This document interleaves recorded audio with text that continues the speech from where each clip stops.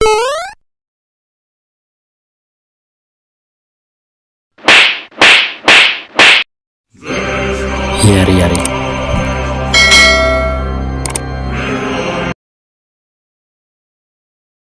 Singkat cerita, Rimuru telah sampai di Tempest dan Rimuru langsung menuju ke ruang kontrol. Di situ Rimuru langsung disambut oleh Benimaru.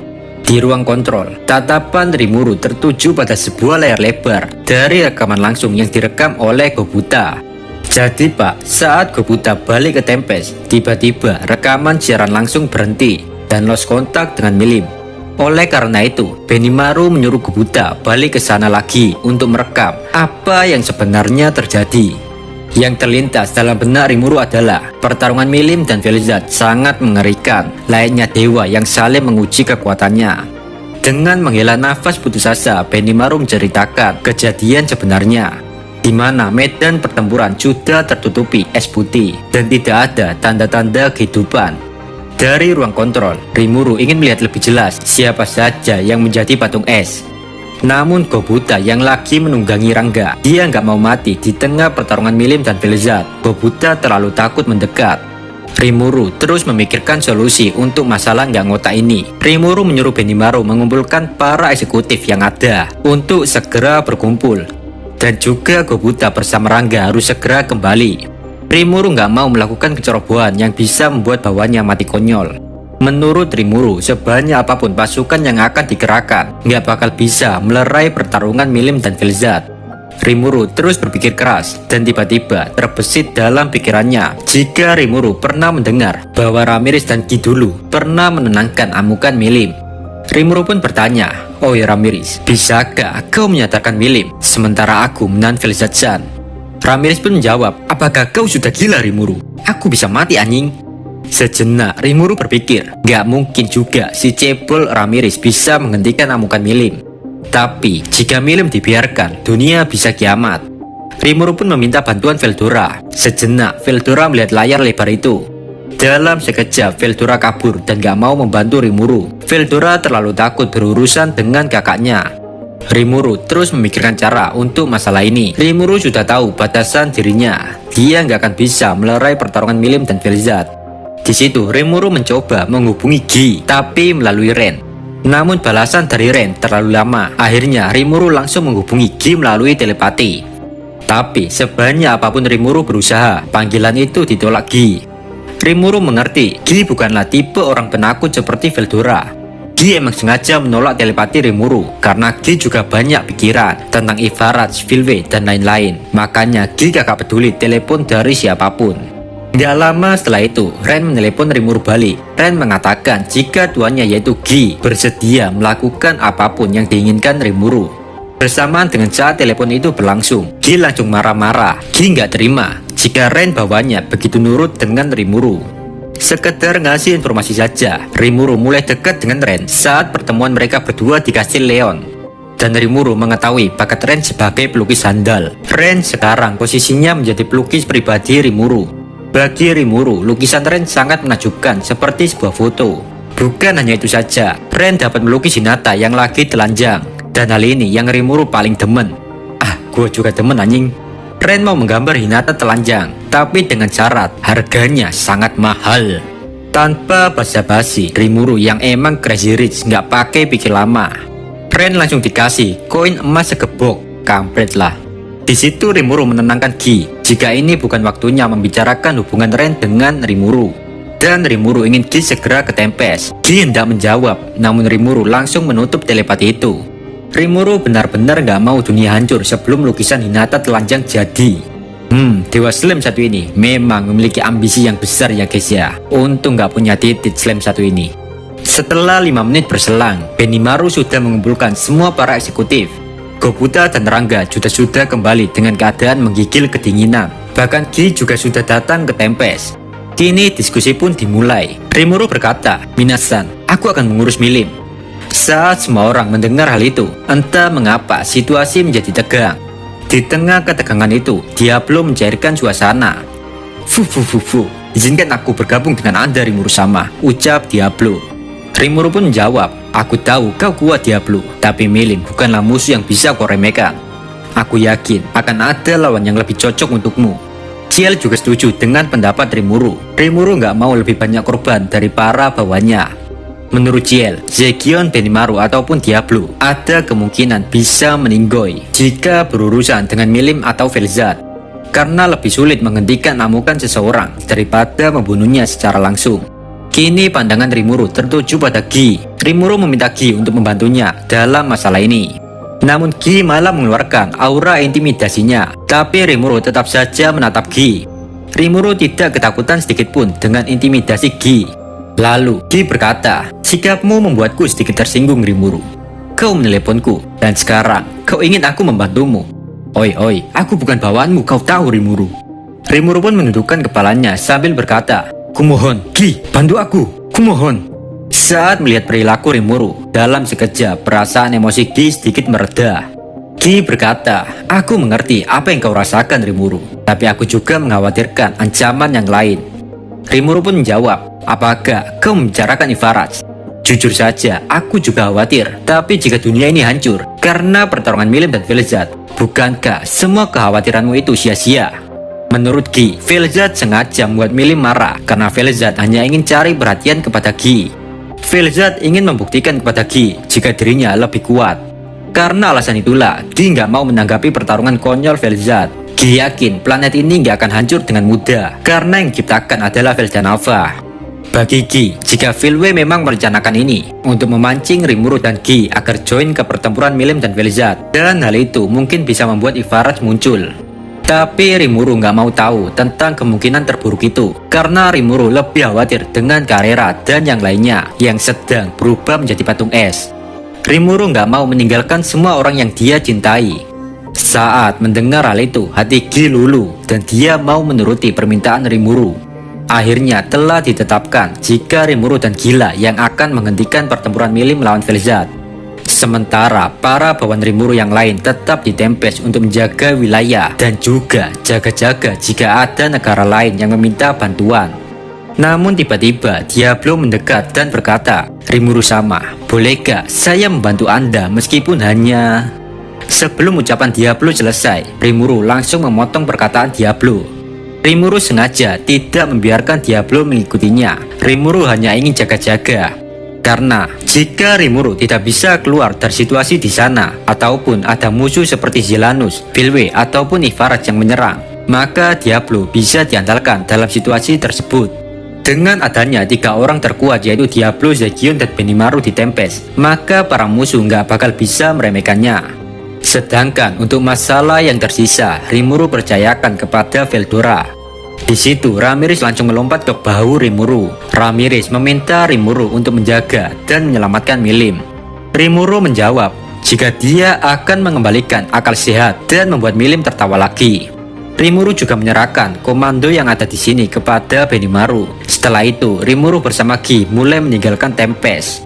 Semua orang hanya bisa menatap Rimuru dengan rasa penuh kecemasan. Gak lama juga di ruangan itu suasana menjadi berat. Di situ Diablo berkata, "Ini sungguh menyakitkan. Ini pertama kalinya aku merasa tidak berguna sama sekali." Di satu sisi, Benimaru dengan kesal berkata, "Sial, begitu banyak musuh yang kuat dan aku masih terlalu lemah. Karena itulah Rimuru-sama menanggung ini sendirian." Benimaru sangat kecewa karena dirinya lemah dan gak bisa berguna untuk tuannya. Semua orang juga merasakan hal yang sama. Tapi tiba-tiba Zekion berkata, "Minasan, apakah kalian akan tetap memasang ekspresi menyedihkan seperti itu? Ingat, kalian memiliki tugas dari Rimuru-sama. Jangan pernah kecewakan kepercayaan beliau. Kita hanya perlu menjalankan tugas masing-masing." Setelah mengatakan itu, Zekion langsung balik ke wilayahnya untuk bersiap menghadapi musuh kapan saja. Karena ucapan Zekion barusan, Benimaru akhirnya sadar tentang apa yang lebih penting sekarang. Benimaru pun memerintahkan semua orang yang ada di sini untuk melakukan tugasnya masing-masing agar berguna untuk Rimuru-sama. Gak lama setelah suasana tenang itu, datanglah Zoe. Di situ Zoe mencari Rimuru untuk memberikan laporannya. Tapi karena Rimuru nggak ada, Zoe pun memberikan laporannya kepada Benimaru dan orang-orang yang masih berada di situ. Zoe memberikan laporan tentang pengkhianatan Darkruel. Zoe mendengar mitos jika dulu Darkruel bersama saudaranya yaitu Glazor dan Ven merupakan dewa jahat yang mengamuk sebagai perusak dunia. Namun aksi mereka dihentikan oleh Veldanava, si naga kafir. Oleh sebab itu, dunia damai dan membosankan lagi. Saat mendengar hal itu, Benimaru pun menganggukkan kepalanya sambil berkata, meskipun itu hanya mitos, kita tidak boleh meremehkan kekuatan mereka, Minasan. Benimaru pun bertanya kepada Ramirez, seberapa kuat Dark Cruel tersebut. Ramirez pun menjawab, jika Dark Cruel sangat kuat, bahkan lebih kuat daripada Veldora yang dulu. Sontak saja saat mendengar hal itu, Veldora mendengus emosi. Apa kau bilang, Ramirez? Apa maksudmu? Aku lebih lemah daripada Dark Cruel, ha? Ucap Veldora. Seketika itu juga Ramirez panik. Ramirez berusaha menenangkan Veldora. Jika dulu Dark Cruel memang kuat, tapi sekarang lebih kuat Veldora sama daripada Dark Cruel. Dari arah pembicaraan ini, Benimaru menyimpulkan jika Dark Cruel adalah inkarnasi dari dewa jahat yang kekuatannya setara dengan True Dragon. Gak lama juga tiba-tiba berita buruk datang. Mjolnir datang ke ruang kontrol dengan nafas yang naik turun. Mjolnir mengabari jika negara Sarion telah diserang. Diketahui yang menyerang adalah Jail dan juga Zalario bersama para pasukannya. Serangan itu dalam skala penuh, bukan pengalih perhatian lagi. Saat mengetahui situasi semakin rumit, Benimaru makin frustasi. Dia pun langsung melihat video siaran langsung di Sarion. Di sana terlihat ada banyak ledakan, dan menurut Benimaru, itu adalah serangan api milik Jahil. Benimaru bingung dan bimbang, mau ngirim siapa ke Sarion. Karena kita tahu sendiri, kekuatan Jahil tidak bisa dianggap remeh. Diablo pun bertanya, haruskah aku yang pergi? Zalario itu pria yang kuat, kau tahu, Benimaru Dono. Tapi dalam sekejap Benimaru menolak permintaan Diablo. Bagi Diablo, Zalario adalah pria yang merepotkan. Tapi di satu sisi, Benimaru juga nggak percaya diri bisa mengalahkan Jahil. Saat Diablo mendengar penolakan Benimaru, Diablo tidak marah. Diablo sangat menghormati keputusan yang diambil Benimaru. Benimaru memutuskan jika dialah yang akan pergi ke Sarion. Zoe juga bersedia menemani Benimaru. Di situ, Veldora mengatakan jika Benimaru nggak sanggup menghadapi orang lemah seperti Jail dan Zalario, maka Veldora dengan senang hati bersedia menggeprek mereka berdua. Saat mendengar hal itu, seketika tubuh Benimaru bergetar. Dia semakin yakin jika keputusan sembrononya ini mungkin langkah terbaik untuk saat ini. Benimaru nggak mau Veldora menangani Jail dan Zalario. Benimaru ingin menyimpan Veldora sebagai kartu as untuk melawan dewa jahat yaitu Dark Cruel. Bagi Diablo, keputusan Benimaru benar, karena Ruminas kemungkinan nggak akan sanggup melawan Dark Cruel dan para pasukannya. Di satu sisi, saat mendengar kesimpulan itu, Veldora menjadi besar kepala. Veldora mau menuruti permintaan Benimaru, asalkan Benimaru harus benar-benar mengalahkan Jail dan Zalario. Benimaru pun menganggukkan kepalanya, dan dia kini sudah bersiap bersama Zoe untuk berangkat. Tapi tiba-tiba, datang laporan darurat lagi. Jika pertarungan Milim dan Felizard makin kesini makin kesana, dan mereka berdua sedang menuju negara Sarion.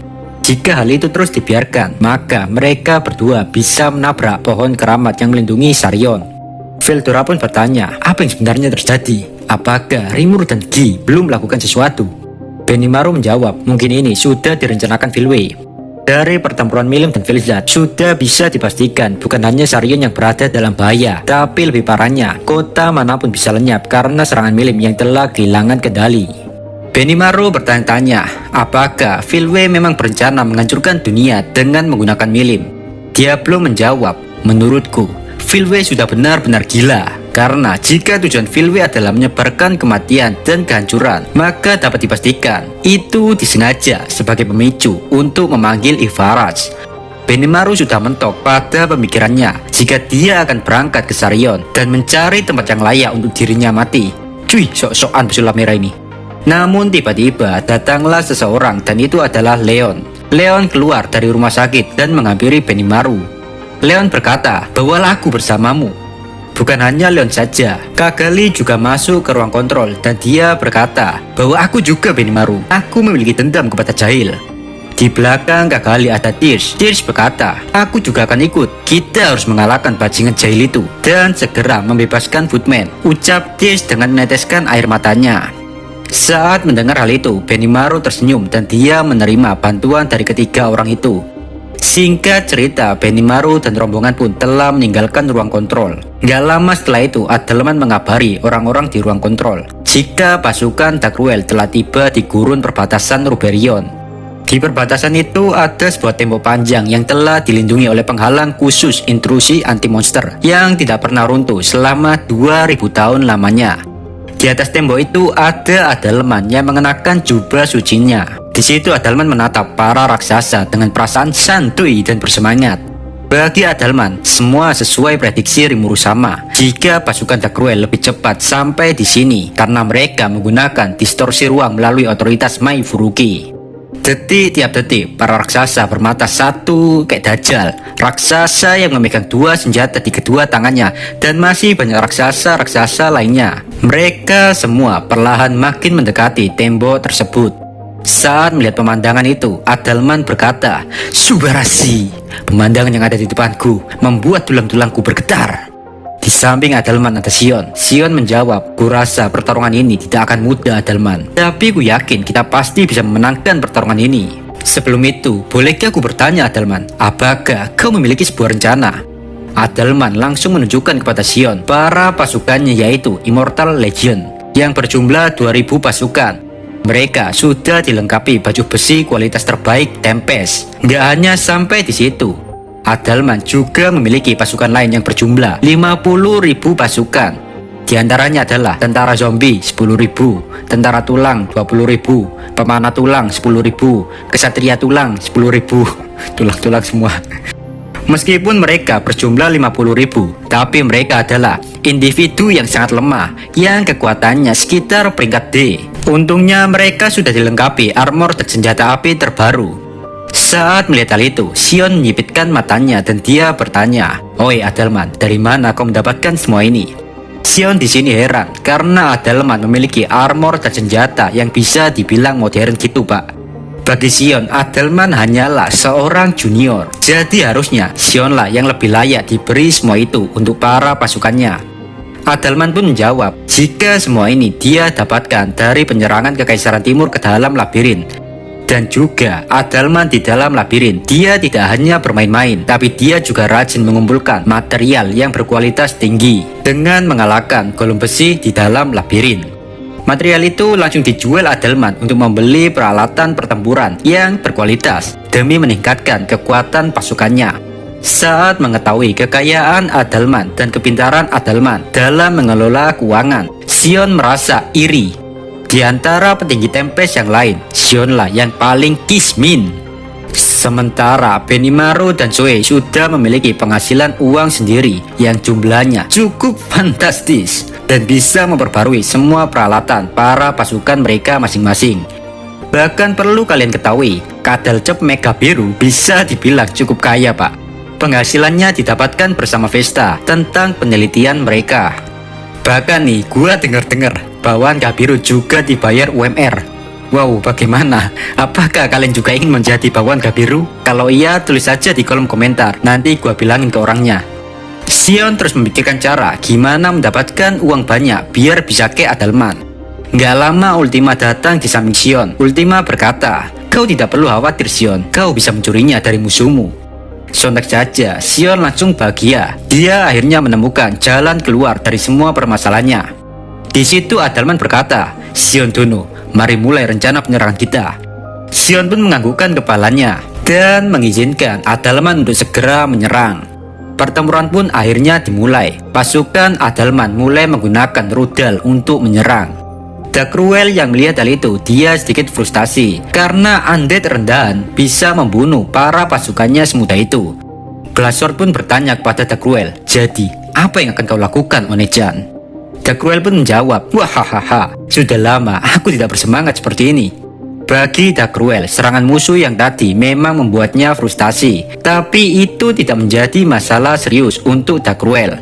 Darkruel memiliki pasukan sekitar 30.000. Kini pasukan Darkruel mulai membalas menyerang dengan melemparkan batu-batu raksasa.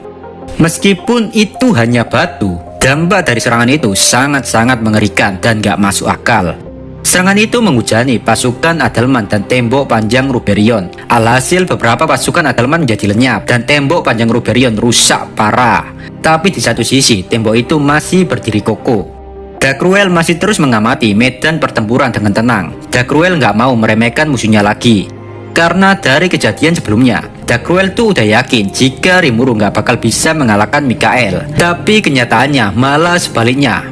Dalam hati Dagruel, dia sangat mengakui bahwa Rimuru adalah Demon Lord yang sangat kuat, bahkan lebih kuat daripada dirinya sendiri.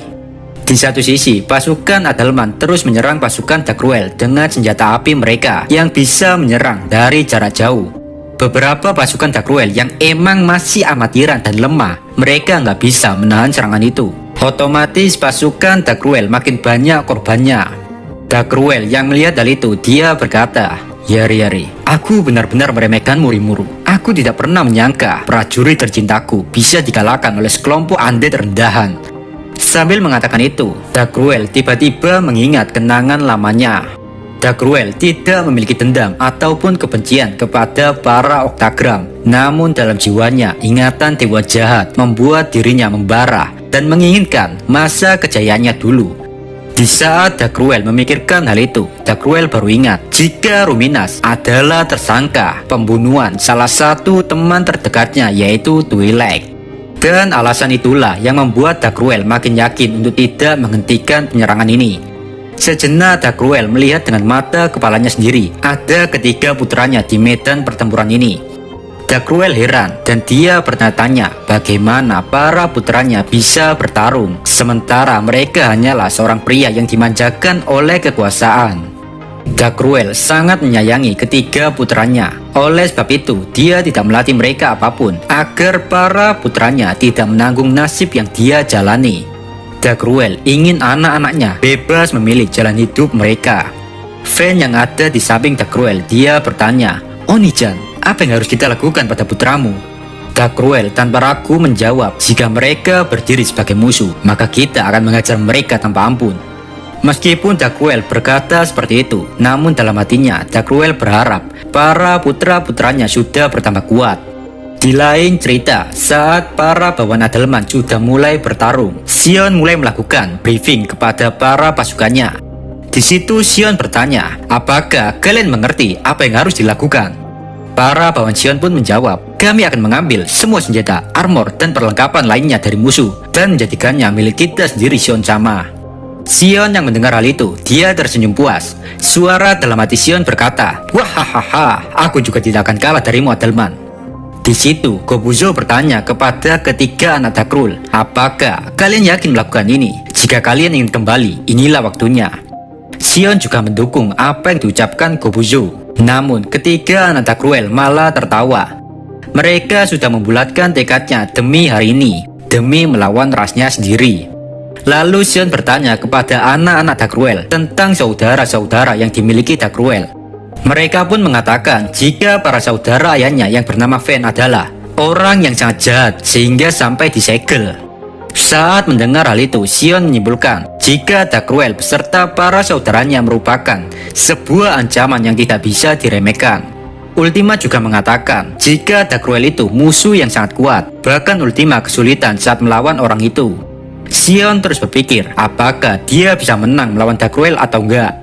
Xion yang sekarang berbeda dengan Xion yang dulu. Dia kini nggak mau gegabah dalam mengambil keputusan karena Xion sudah memiliki tanggung jawab atas pasukannya. Saat memahami jika dia sudah bertambah dewasa, Xion memuji dirinya sendiri. Namun tiba-tiba Deborah mengatakan sesuatu yang nggak jelas. Deborah mengatakan, "Dewasa? Apa maksudmu Xion-sama? Kau sama sekali tidak bertambah gemuk." Jadi Pak, menurut Deborah, menjadi dewasa itu berarti berat badannya juga bertambah. Dari ketiga anak Dagruel yang paling bodoh, konyol, kebanyakan bacot adalah Deborah.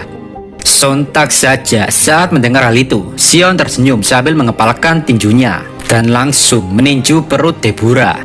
Deborah pun seketika pingsan dengan senyum lebar di wajahnya. Sedangkan kedua kakak laki-laki Deborah memandang adiknya dengan tatapan iri. Di satu sisi, meskipun nggak tahu bakal menang atau enggak, namun tekad Xion sudah bulat dan itu terlihat dari mata Xion yang sudah seperti predator yang sedang mengincar mangsanya. Di lain cerita, Adalman menaiki Venti yang telah menjadi naga Gehenna. Adalman terus mengawasi medan pertempuran dari atas langit. Diikuti di sampingnya Gadra yang menggunakan sihir terbang miliknya. Mereka berdua dengan gembira ingin mengadakan perlombaan sihir siapakah yang lebih kuat. Adalman pun mulai mengeluarkan sihir kuno terkuatnya, Tempest Meteors. Dalam sekejap muncul lingkaran sihir super di atas langit. Dari lingkaran sihir itu ada cahaya yang turun ke bumi. Dan ternyata cahaya-cahaya tersebut adalah sebuah meteor yang sangat besar memenuhi tempat tersebut.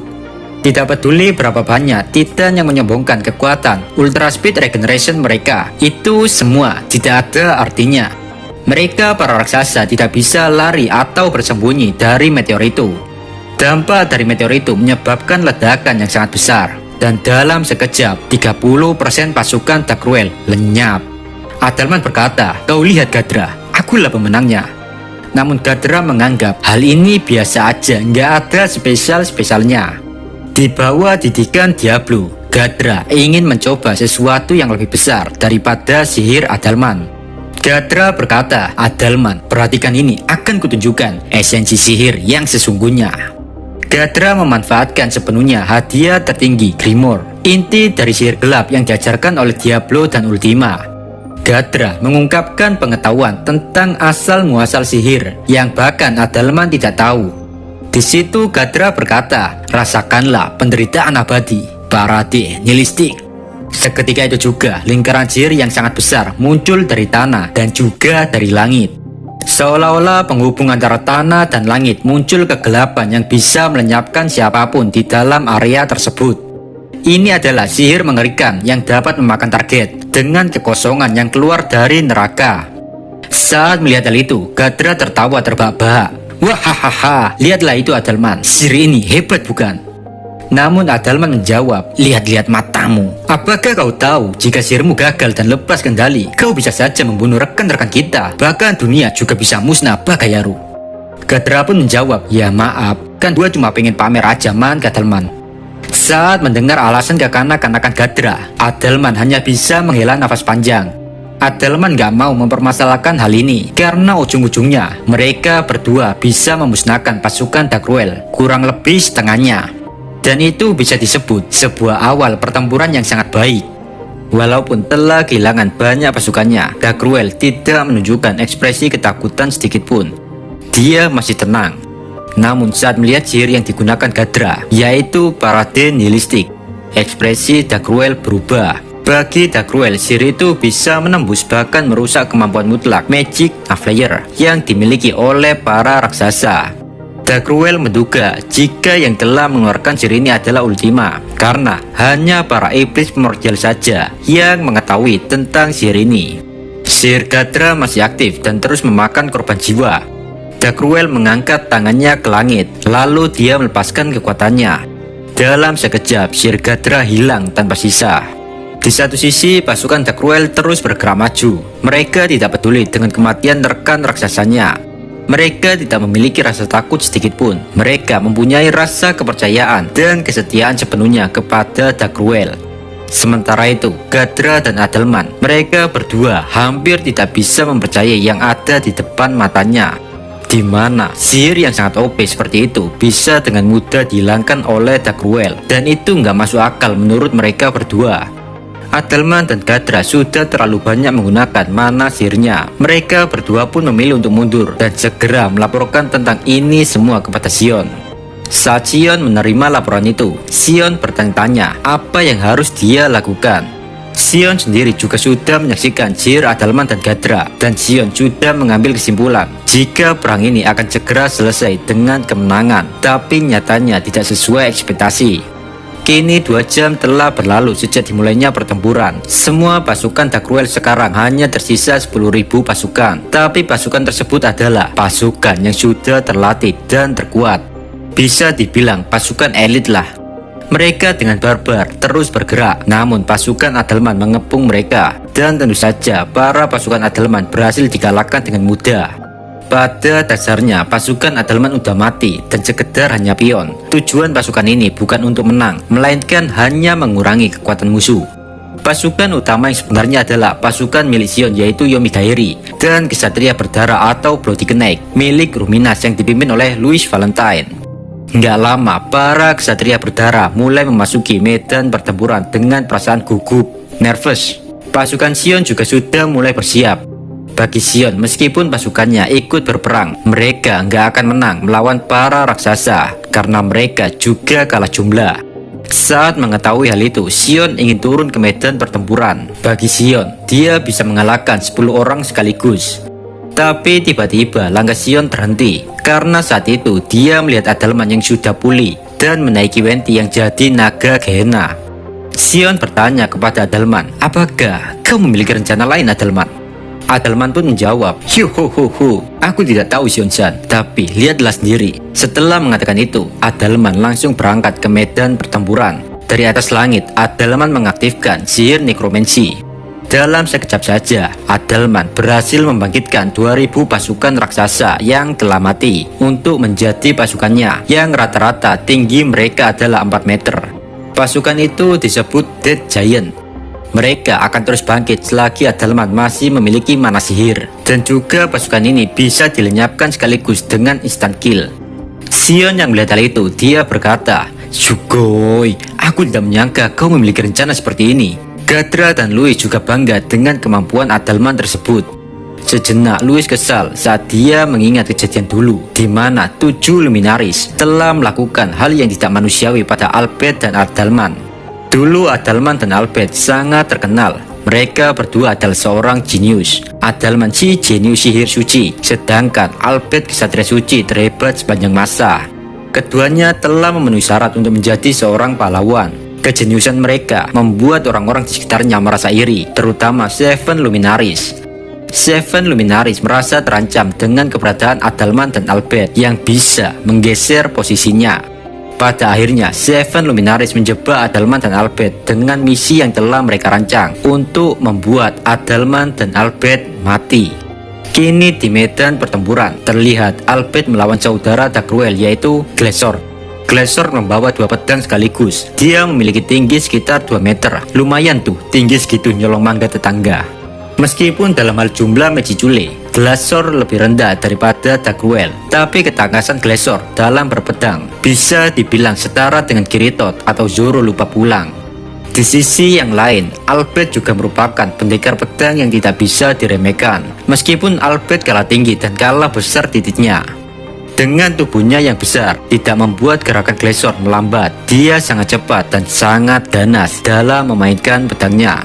Sementara itu lawannya yaitu Albert. Dia bisa mengimbangi Glesor dengan modal 1 set peralatan kelas mitos. Mereka berdua seperti menari dengan gaya teknik berpedangnya di medan pertempuran. Mereka saling jual beli tebasan. Mereka bertarung dengan sangat sengit. Bahkan area di sekitarnya menjadi lubang besar. Tebasan demi tebasan masih berlangsung. Di situ Glesor memuji ketangkasan Albert dalam memainkan pedang. Namun Albert menjawab jika dia bisa menahan, menangkis, serta menyerang balik. Hal itu dikarenakan dia memakai armor dan pedang pemberian dari Dewa Rimuru. Bagi Glesor, Albert terlalu merendah. Menurut Glesor, hanya sedikit para Titan atau raksasa yang dapat bertahan dari tebasannya. Glesor adalah raksasa yang cerdas. Dia pun mencoba memanipulasi pikiran Albert untuk membuatnya marah. Yang otomatis jika seseorang emosi, maka secara umumnya seseorang akan lebih ceroboh, dan Glesor menginginkan hal itu. Di situ Glesor berkata, "Kau pendekar yang hebat, kenapa kau menjadi bawaan dari orang lemah seperti Adalman?" Saat mendengar provokasi tersebut, Albert tetap tenang, biasa aja. Albert nggak menunjukkan marah atau benci karena ucapan musuhnya. Albert malah menjawab jika apa yang diucapkan Glesor salah. Albert menganggap Adalman lebih kuat daripada dirinya, karena Adalman merupakan 12 Guardian Lord yang telah dipilih Rimuru sama. Sontak saja saat mendengar jawaban dari Albert, Glesor terkejut. Tanpa sadar, Glesor menghentikan pertarungannya sambil mengangkat salah satu alisnya. Waktu bermain-main telah selesai. Glesor berniat bertarung serius mulai detik ini.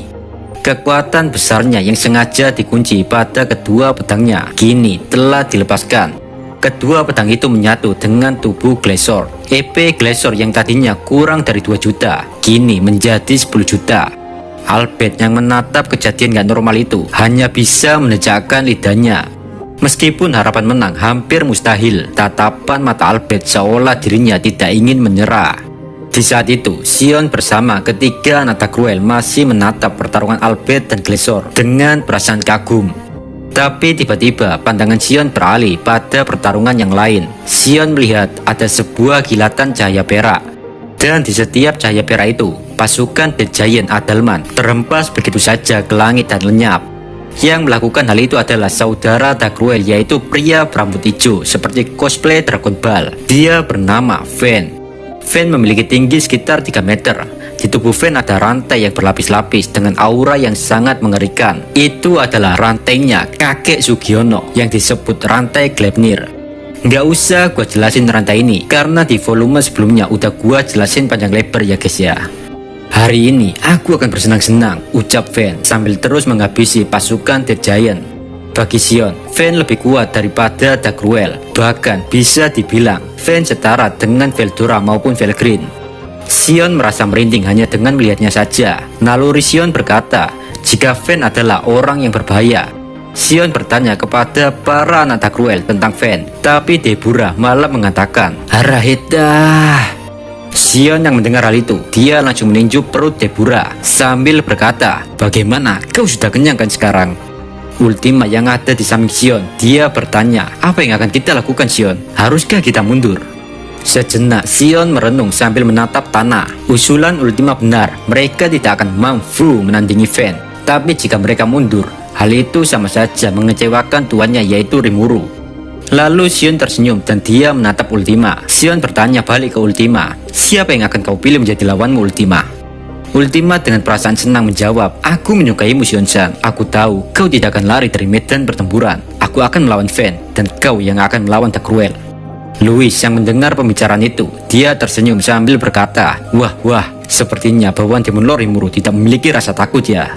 Setelah mengatakan itu, tatapan Louis tertuju pada seorang raksasa yang memiliki 4 lengan yang sedang mengamuk di medan pertempuran. Dia adalah Basara. Louis ditemani para ksatria berdarah bersama 7 bangsawan mulai menghampiri Basara.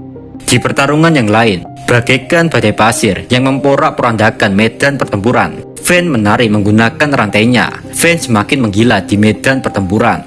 Banyak The Giant hancur berkeping-keping dan tidak bisa hidup lagi karena kegilaan Fen. Di sela-sela kegilaannya, Fen menatap Adalman yang sedang menaiki seekor naga. Fen gak mau menyia-nyiakan kesempatan itu. Fen langsung berlari dengan kecepatan yang luar biasa, sehingga dia seperti lagi terbang di langit.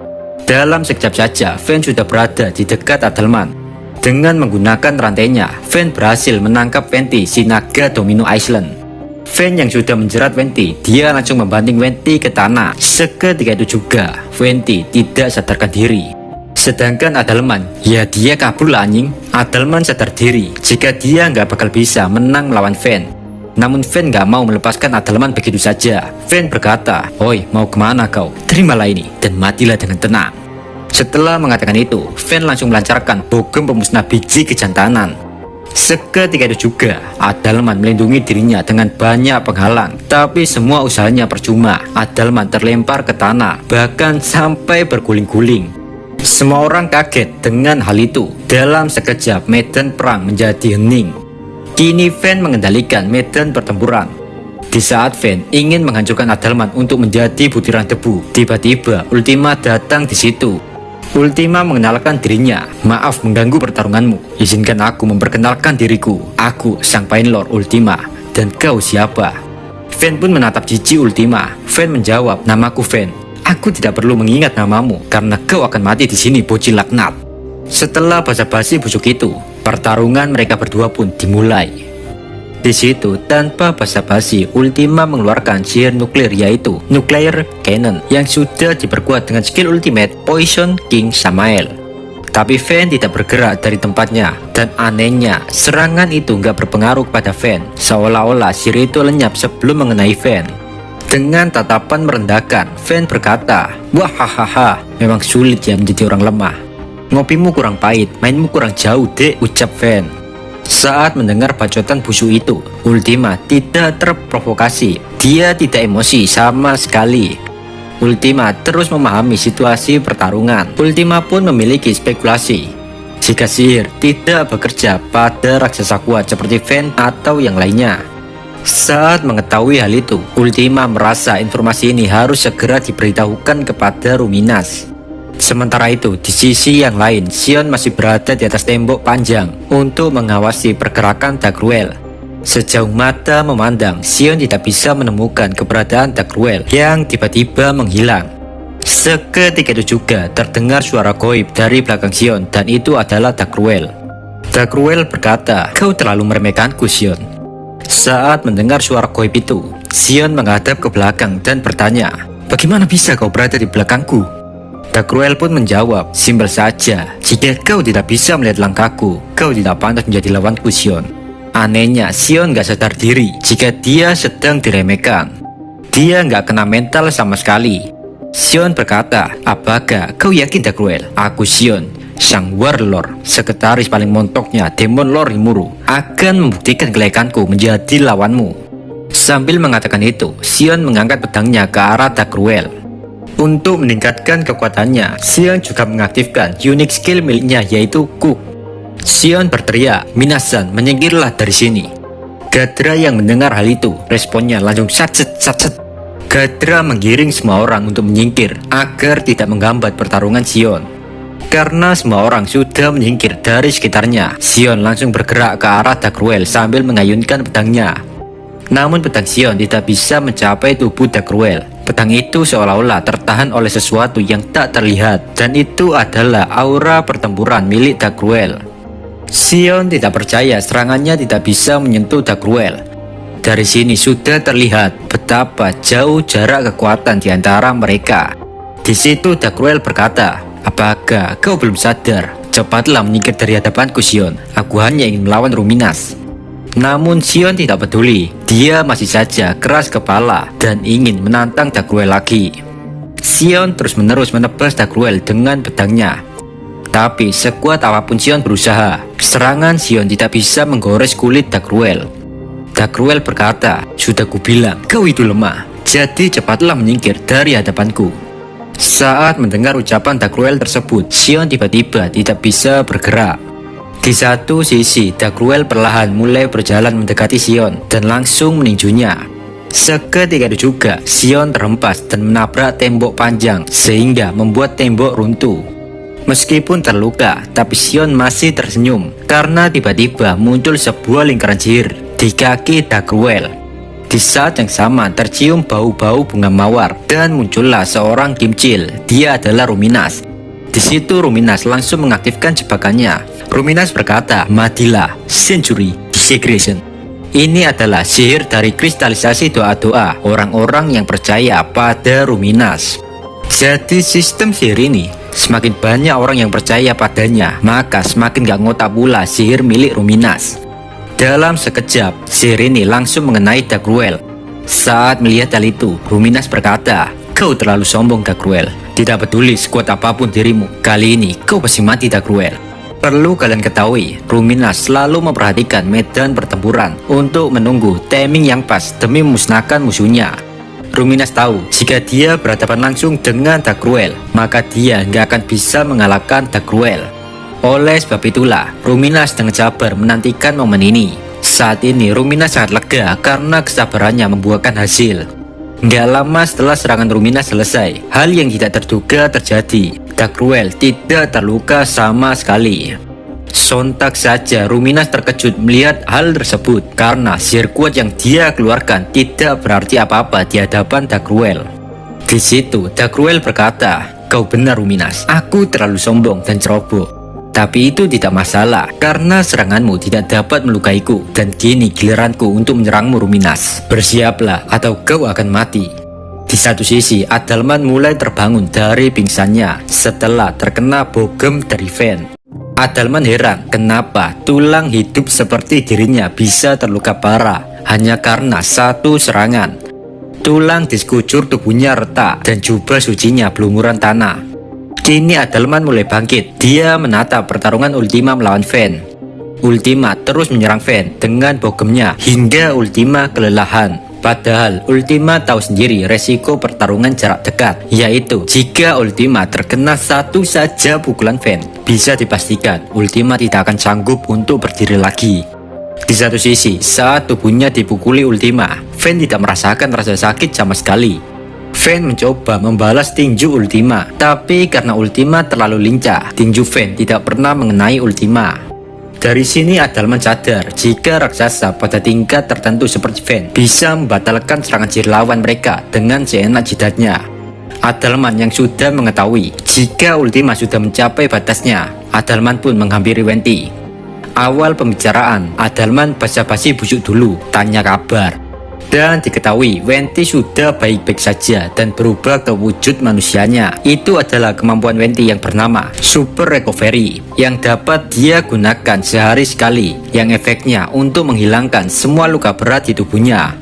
Obrolan masih berlangsung. Di situ, Adalman pun berbicara ke intinya. Jika mereka berdua tidak segera membantu Ultima, maka Ultima bisa jadi almarhum. Adalman berkata di hadapan Venti, "Yari, aku akan menunjukkan kepada mereka apa itu baku hantam." Sontak saja saat mendengar hal itu, Venti kaget. "Nani?" Suara dalam hati Venti bertanya-tanya, bagaimana bisa seorang tulang menghajar musuh? Venti berpikir Adalman sepertinya lagi ngelantur dan mungkin kepalanya habis terbentur, makanya nggak waras. Di satu sisi, saat Adalman menatap Venti yang lagi keheranan, Adalman pun menjelaskan jika dia dulu adalah seorang guru tinju suci, yang tentu saja dia adalah seniman bela diri, kayak baku itu. Adalman sengaja tidak pernah menunjukkan bogemnya karena dia mager. Kalian tahu sendirilah, udah ada Albert Einstein yang jadi bodyguardnya Adalman. Ini pertama kalinya Venti mengetahui jika Adalman adalah seorang genja. Padahal Venti sudah ratusan tahun bersama Adalman, tapi dia tidak tahu apa-apa.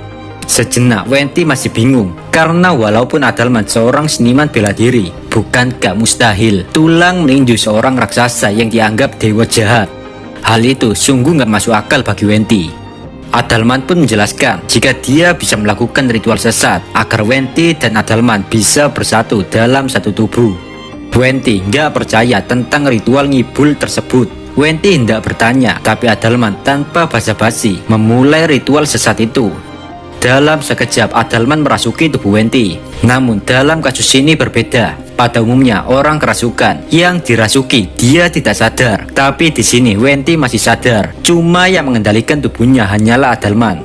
Bukan hanya itu saja, tubuh Venti berubah menjadi Adalman saat muda, yaitu seorang pria berambut hitam sambil mengenakan pakaian pendeta. Sang Genalor dengan tubuh kuat mana besar siap memberikan bogem kepada musuhnya. Venti yang melihat ketampanan Adalman, akhirnya dia percaya tentang semua yang dikatakan Adalman. Dan kini Venti sudah ikhlas, tubuhnya digunakan Adalman untuk bertarung. Di satu sisi, Adalman sangat bahagia, bahkan dia dengan percaya diri yakin jika dirinya pasti bisa mengimbangi Zegion dalam urusan bertarung.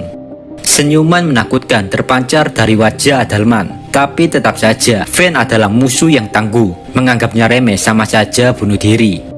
Dan dengan ini, Adalman mulai menuju Fen dengan berlari. Adalman gak sabar ingin membuktikan 12 Guardian Lord Rimuru sama kepada Fen. Di satu sisi, di pertarungan Ultima dan Fen, Ultima masih terus berpikir mengalahkan Fen. Dan tiba-tiba terlihat dari kejauhan jika Ruminas telah melancarkan sihir disintegration terkuat. Ultima yang melihat hal itu, dia mendecakkan lidahnya. Karena dengan ini, misi Ultima telah gagal total. Dia telah terlambat memberitahu Ruminas jika sihir nggak akan berpengaruh pada raksasa tingkat tertentu. Fen juga tertawa saat melihat ekspresi Ultima. Fen memberitahu Ultima jika para raksasa tingkat tinggi memiliki Magic Naflayer yang bisa memblokir serangan sihir. Namun tiba-tiba Ultima ingat jika sihir hitam yang dikeluarkan Gadra bisa membuat Darkruel merasa khawatir. Ultima pun ingin mencoba hal yang sama pada Fen. Ultima berkata, "Matilah kau Fen, Nihilistic Vanishing Heal." Tapi tetap saja serangan itu lenyap hanya karena mengenai aura pertempuran Fen. Di situ Fen merasa Ultima terlalu memandang rendah dirinya jika sihir rendahan seperti itu bisa melukainya. Padahal sebelumnya sudah dijelaskan bahwa sihir nggak akan berpengaruh padanya. Ultima sudah mentok, gak tahu harus berbuat apa. Pikiran untuk khawatir kepada Ruminas gak ada lagi, karena nyawanya sedang diambang tanduk juga. Seperti pahlawan yang datang terlambat, Adalman tiba-tiba datang dengan tampang seperti opa-opa Korea. Adalman berkata, "Ultima-san, maaf membuatmu menunggu," ucap Adalman. Ultima pun bertanya, "Siapa kau?" Adalman pun menjelaskan tentang dirinya. Dengan komunikasi berkecepatan tinggi, oleh akselerasi pikiran, mereka sudah mengatur rencana untuk menyerang Fen. Dan pembagian peran antara keduanya sudah ditentukan. Adalman berada di barisan depan melawan Fen, sedangkan Ultima di belakangnya. Ultima kini mulai percaya diri lagi jika mereka berdua pasti bisa mengalahkan Fen. Dunia terasa bergetar seperti gempa. Itu disebabkan kemarahan Dagruel yang mulai mendominasi medan pertempuran. Rencana yang telah dibuat Ruminas dengan teknik rahasia terkuatnya telah gagal total. Yang tersisa hanyalah rasa putus asa yang melanda jiwa Ruminas.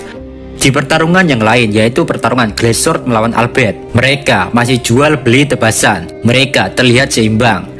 Tapi jika kalian memiliki skill ultimate milik Ruminas, yaitu Lustful King Asmodeus, maka bisa terlihat jika Albert telah mencapai batasnya. Sedangkan Glazord masih full senyum, full item, dan full power. Hal ini bisa terjadi karena EP mereka terpaut sangat jauh. Albert masih bisa bertahan karena dia unggul dalam teknik berpedang. Tapi itu pun nggak akan lama. Kekalahan Albert hanya menunggu waktu saja pemirsa. Ruminas juga melihat pertarungan Adalman bersama Ultima melawan Fen. Dalam penglihatan Ruminas, Adalman yang udah ganteng kayak Bowo, Adalman memusatkan seluruh energinya hanya pada satu titik kontak, yaitu di tinjunya untuk mengatasi semua serangan Fen. Demi melemahkan Fen dan agar konsentrasi Fen terpecah, Ultima mencari timing yang pas untuk melepaskan serangannya saat Fen sibuk dengan Adalman. Di sini Fen masih bermain-main, dia nggak serius sama sekali. Bahkan rantai kakek Sugiono miliknya masih belum dia gunakan. Kini di depan Dagruel ada Sion yang masih tetap berdiri untuk menantang Dagruel. Walaupun dipukuli Dagruel berapa kali pun, Sion bertekad nggak akan mundur dari pertarungan ini. Ruminas yang melihat hal ini tertegun takjub. Meskipun Sion memiliki daya regenerasi yang sangat cepat, tapi jika Sion tidak diberi kesempatan melakukan hal itu, maka Sion pasti mati. Dan alasan Sion masih hidup hingga saat ini adalah karena Sion berada di bawah pelindungan Ruminas. Semua orang gak kuat saat menatap pertarungan itu. Ketika anak Dagruel menyuruh Sion untuk berhenti dan melarikan diri saja. Tapi Sion yang babak belur membentak mereka. Sion menegaskan kepada para anak Dagruel jika Sion gak akan menyerah. Saat mendengar hal itu, sifat pengecut para anak Dagruel hilang dan kini mereka yakin untuk menantang papa tersayang. Mereka bertiga secara bersamaan langsung berlari untuk menyerang Papa Dagruel. Saat melihat hal itu, Dagruel tersenyum sambil berkata, "Kalian tampaknya sudah dewasa ya." Setelah mengatakan itu, sang Papa Dagruel mengeluarkan tinju cintanya. Dalam sekejap, mereka bertiga langsung tumbang dan gak kuat berdiri lagi. Ya payah. Di sisi yang lain, Ruminas makin pesimis melihat kekuatan Papa Dagruel. Sementara Sion sangat bangga dengan tekad para muridnya. Sion berkata, "Wahahaha, kerja bagus. Untuk sisanya, akulah yang akan mengurusnya. Dan kalian istirahatlah di sana." Walaupun perbedaan kekuatan terpaut sangat jauh, Sion tidak peduli. Sion akan terus berjuang sampai titik darah penghabisan. Entah mengapa saat melihat Sion di depannya, Ruminas teringat pada seorang pahlawan yang telah menyelamatkan dirinya dulu. Gak lama, Gadra berdiri di samping Sion untuk membantunya. Mereka berdua bekerja sama dan menyerang secara bersamaan ke arah Dagruel. Tapi tetap saja serangan mereka tidak bisa menyentuh Dagruel. Ruminas memahami betul kondisi medan pertempuran dan dia yakin mundur adalah pilihan yang tepat. Namun saat Ruminas akan melarikan diri, Ruminas menengok ke belakang lagi. Di sini terjadi bentrokan di hati Ruminas bagi Ruminas. Jika dia kabur, maka kemungkinan besar Sion pasti mati dan Ruminas gak menginginkan hal itu. Di situ Ruminas bergumam dengan dirinya sendiri, "Meninggalkan rekan-rekanku hanya untuk menyelamatkan diri. Cuy, aku bukanlah seorang yang tidak tahu balas budi." Sejenak Ruminas memanggil bawahannya yaitu Gunter, dan Gunter pun langsung tiba. Tanpa menoleh, Ruminas berkata kepadanya, "Aku adalah salah satu anggota Octagram. Apa pendapatmu Gunter jika aku melarikan diri?" Gunter pun menjawab jika hal itu nggak masalah. Namun tiba-tiba Ruminas tertawa. "Wahahaha, melarikan diri adalah aib untukku. Bukankah begitu? Bukankah begitu? Betul. Saat melihat senyuman mengerikan itu, Gunter sejenak ingat jika terakhir kali Ruminas tersenyum seperti ini ketika Ruminas membunuh orang kuat di masa lalu. Contohnya yaitu Twilight. Gunter yang memahami maksud Ruminas. Gunter langsung membungkuk hormat. Ruminas memberikan amanah kepada Gunther. Jika kali ini dirinya mati, maka Gunther harus menggantikan Ruminas untuk memimpin rakyat Ruberion. Namun Gunther menjawab, "Kurasa hanya orang bodoh yang menuruti perkataan Ruminas sama. Kau tetaplah Tuhan kami dan selamanya akan seperti itu. Aku juga akan menemani engkau mati, Ruminas sama." Sontak saja saat mendengar hal itu, Ruminas kaget karena baru pertama kalinya Gunther membangkang kepadanya. Tapi di dalam hatinya Ruminas sangat bahagia mendengar ucapan Gunther. Di sini Gunther tahu jika dia bukanlah tandingan dari Dark Ruel. Daripada menjadi beban, Gunther pun memilih pergi membantu Louis. Sedangkan Ruminas kini dia berdiri di samping Sion. Ruminas berkata, "Kalian berdua serahkan pemulihan kepadaku. Bahkan jika kalian mati, aku bisa menghidupkan kalian kembali." Saat mendengar hal itu, tanpa pikir panjang, Sion dan Gadra langsung melancarkan serangannya dan mereka berdua semakin barbar.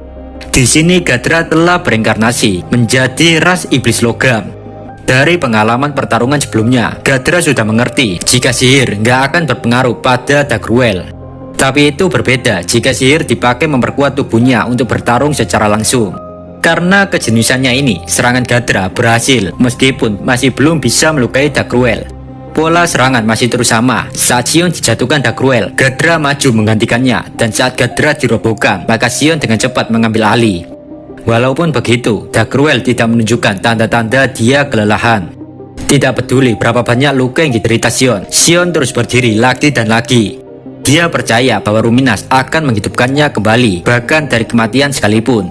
Namun logika seperti itu nggak berlaku untuk Gadra. Saat Gadra menyerang, terluka, dan sembuh lagi, dia belajar betapa melelahkannya melakukan pertempuran yang tidak bisa dia menangkan. Dalam jiwa Gadra hanya tersisa rasa putus asa. Karena hal ini, Gadra sejenak bengong dan terdiam.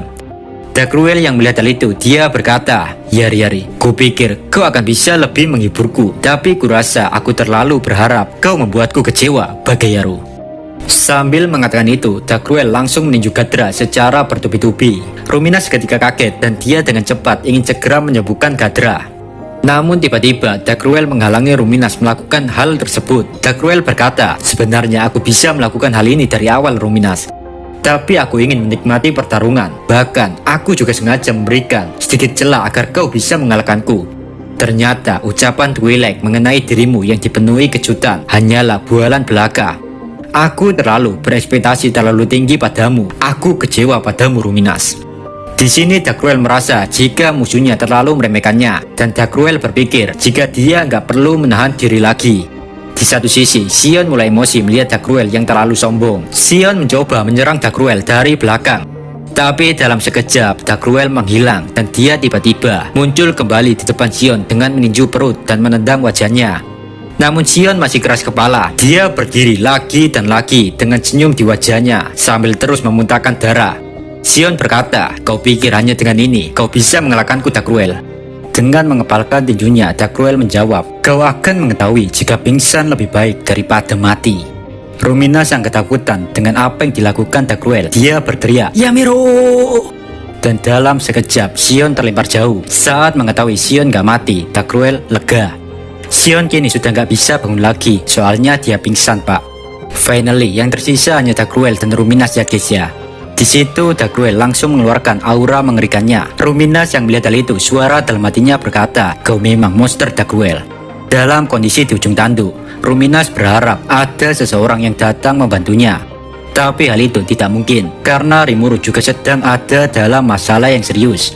Jadi mau nggak mau, pilihan Ruminas hanyalah melawannya.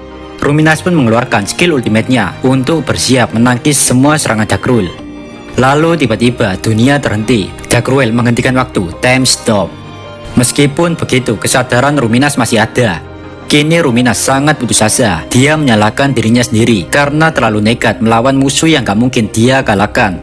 Di satu sisi, Dark Ruel telah menyiapkan hidangan tinju super manjanya. Ruminas yang melihat hal itu, dia hanya bisa pasrah. Saat tinju itu akan menghampirinya, Ruminas memejamkan matanya, namun tiba-tiba Ruminas mendengar suara tawa yang tidak asing. Dan ternyata sudah ada Veldora di depannya menghentikan tinju dari Dark Ruel. Veldora telah melompati ruang dan waktu saat tiba di sini. Naga jahat yang selalu dibenci Ruminas kini menjadi pahlawan yang telah menyelamatkan hidupnya. Keputusasaan telah hilang dan waktu telah berputar kembali sejak kedatangan Veldora. Sebelum membahas kelanjutannya, kita akan sedikit agak mundur ke belakang, tepat sebelum Veldora ke sini. Rimuru telah menggunakan transportasi spasial ke wilayah Eurasiania untuk menghentikan amukan Milim. Di situ, Rimuru hanya melihat semua area tertutupi es dan salju. Tapi ternyata ada seseorang selain Vel'Zad dan Milim. Dia adalah Filwe. Rimuru kaget saat melihat Filwe. Bagi Rimuru, Filwe seperti orang yang berbeda. Kekuatannya sangat luar biasa, tidak seperti dirinya yang dulu. Filwe yang menyadari kedatangan Rimuru, dia juga emosi. Lantas, Filwe berkata, "Sial, kau lebih cepat dari yang kukira, Rimuru. Tapi sekarang semuanya sudah terlambat. Milim, gunakanlah kekuatanmu untuk menghancurkan pohon dewa di Sarion." Setelah memerintahkan Milim, Filwe langsung pergi. Dia nggak berniat bertarung melawan Rimuru. Saat melihat hal itu, Rimuru memiliki spekulasi jika Filwe telah mengambil alih kendali Milim dengan regalia Dominion melalui skill ultimate Justice King Mikael. Perlu kalian ketahui jika pohon dewa yang melindungi ibu kota dinasti Sarion adalah pohon yang cukup besar yang berperan dalam menstabilkan keajaiban dunia dan mencegah bencana alam. Di sini, Gi merasa situasi sangat kacau dan Gi sangat membenci Filwe yang selalu jahat pada setiap tindakannya. Tanpa disuruh, Gi langsung menuju Vel'Zad dan Rimuru mencoba mengejar Milim sambil mencoba menghubungi Elmesia. Namun sayangnya panggilan itu tidak pernah diangkat Elmesia. Akhirnya Rimuru mencoba menghubungi Benimaru melalui telepati. Di situ Rimuru mencoba menarik perhatian Milim dengan menyerangnya. Milim pun membalas dengan raungannya sehingga memicu ledakan kekuatan yang sangat gak ngotak. Kini Rimuru sudah terhubung dengan Benimaru melalui telepati. Rimuru pun membicarakan semua rencananya kepada Benimaru untuk segera memulai operasi. Rimuru nggak peduli meskipun rencana ini kemungkinan berhasilnya sangat rendah, tapi setidaknya Rimuru ingin tetap mencoba rencana yang telah dirancang Ciel. Di lain cerita, saat ini negara Sarion sedang dalam kondisi tidak baik-baik saja. Elmesia panik ketika tahu jika Milim sedang mendekati negaranya dengan kondisi mengamuk. Bukan hanya itu saja, Sarion kini telah berubah menjadi neraka. Di mana-mana terlihat api. Itu semua adalah perbuatan jahil ditemani Zalario di sampingnya. Untuk menghentikan penyerangan para malaikat, para petinggi negara Sarion mengerahkan pasukan terkuatnya yang mereka sebut dengan pasukan Magus, atau lebih dikenal dengan kesatria darah murni yang berjumlah 300 pasukan. Para pasukan yang tergabung di kelompok Magus ini memiliki sebuah kalung atau gelang yang dimana jika diaktifkan maka mereka bisa memanggil sebuah alat canggih. Mungkin seperti Gundam gitu pak bentuknya, yang tingginya bisa 5 meter dan alat ini disebut Megas. Kabal dan Gitu juga termasuk dalam pasukan ini. Saat para kesatria Magus mengaktifkan Megas, mereka bisa memiliki EP sekitar 500.000. Wow, kecil sekali.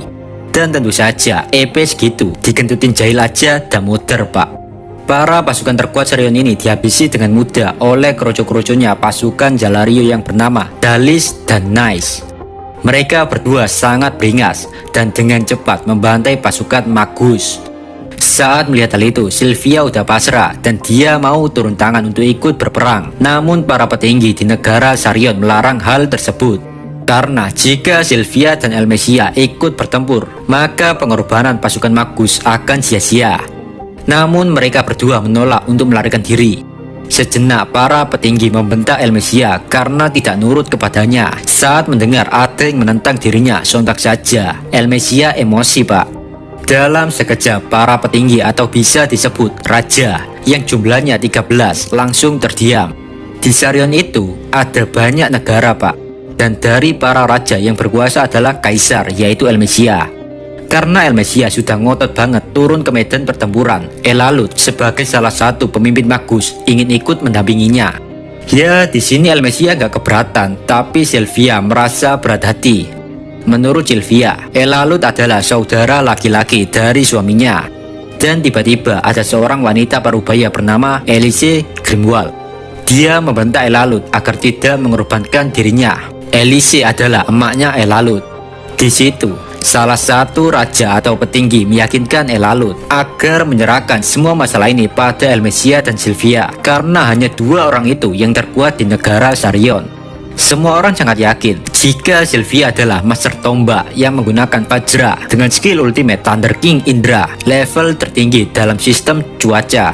Sedangkan Elmesia, dia juga memiliki skill ultimate Vayu, level tertinggi dari sistem cuaca. Dan telah diputuskan ibu dan anak ini saja yang memasuki medan pertempuran. Saat mereka berdua menghadapi Zalario dan Jahil, tiba-tiba rombongan Benimaru and the Gang telah tiba di situ. Ketika melihat hal itu, suara dalam hati Elmesia berkata, "Kau benar-benar mengirim bala bantuan. Arigato Rimuruji."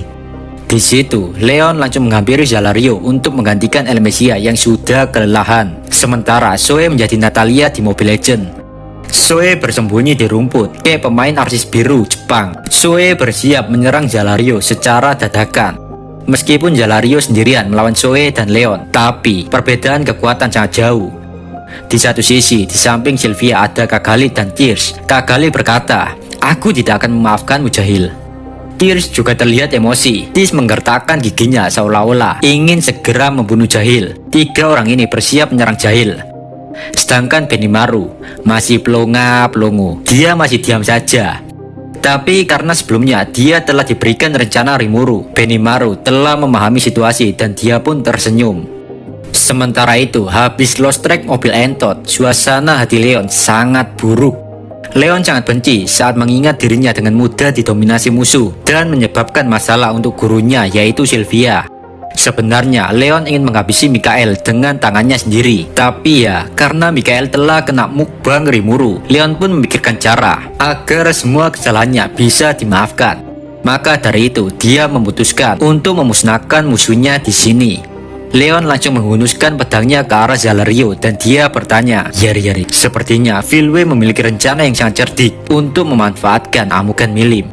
Zalario pun menjawab, "Aku tidak tahu jalan pemikiran Filwe. Yang ku tahu mereka menginginkan Dragon Factor milik Veldora. Aku tidak mau panjang lebar. Jadi Leon, apakah kita mulai saja pertarungan ini? Ataukah kalian berdua ingin menyerangku secara bersamaan?" Meskipun Zoe bersembunyi kayak artis biru Jepang, Zalario mengetahui keberadaan Zoe sejak awal. Zoe juga nggak kaget. Zoe pun memutuskan akan melakukan segala cara agar bisa memenangkan pertarungan ini. Sedangkan Sylvia, Cagalli, dan Tears mulai menyerang Jahil secara bersamaan. Tears paling depan, dia melemparkan celurit saktinya sambil berkata, "Shinde." Sementara itu, Sylvia menyerang dengan api petir dari tombaknya. Cagalli menggunakan peluru mana jarak jauh, mengontrol kekuatan dengan Ruin Scepter. Namun semuanya tidak berarti di hadapan Jahil. Jahil bisa menangkis dan menghindar semua serangan mereka. Saat celurit saktinya kembali setelah dilempar, Tears langsung berlari karena Jahil berniat membunuh Cagalli secara langsung.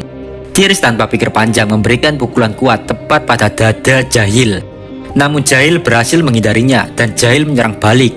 Saat pukulan itu akan mengenai Tears dan Cagalli, tiba-tiba ada suara di dalam pikiran Tears dan itu adalah suara Ciel.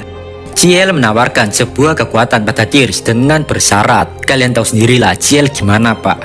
Singkat cerita, Tears pun setuju. Seketika itu juga, EP Tears meningkat menjadi 2,4 juta dan Tears memiliki skill ultimate yaitu Orpheus. Karena Tears telah bertambah kuat dalam sekejap, Tears berhasil menahan serangan Jahil dengan celurit saktinya. Jahil yang melihat hal itu, dia berkata, "Beraninya kau mengejekku, dasar boneka." Jahil yang emosi, dia pun mengeluarkan bola api yang sangat besar. Sylvia dengan cepat bisa kabur dari jarak serangan itu, tapi tidak dengan Tears dan Cagalli. Mereka terjebak, nggak bisa lari maupun menghindar. Tapi tiba-tiba Tears dan Cagalli menghilang, lalu muncul di tempat agak jauh dari serangan itu. Sontak saja hal itu mengejutkan Jahil, dan yang melakukan hal ini tentu saja adalah Benimaru. Benimaru diam-diam melindungi Cagalli dan Tears. Jahil yang emosi langsung melemparkan bola api ke arah kelompok Cagalli. Tapi sebelum Jahil melakukan itu, semua ini sudah terbaca Benimaru. Benimaru memberikan arahan, dan yang benar saja, rombongan Cagalli berhasil menghindari itu dengan mudah berkat Benimaru. Di satu sisi, Jahil melupakan pertahanannya. Saat melihat hal itu, Sylvia langsung menusuk Jahil dengan tombaknya. Di saat bersamaan, di alam bawah sadarnya, Cagalli mendengar suara Ciel. Ciel menawarkan sebuah kekuatan kepada Cagalli dengan syarat Cagalli tidak diizinkan mengkhianati ataupun melawan Rimuru.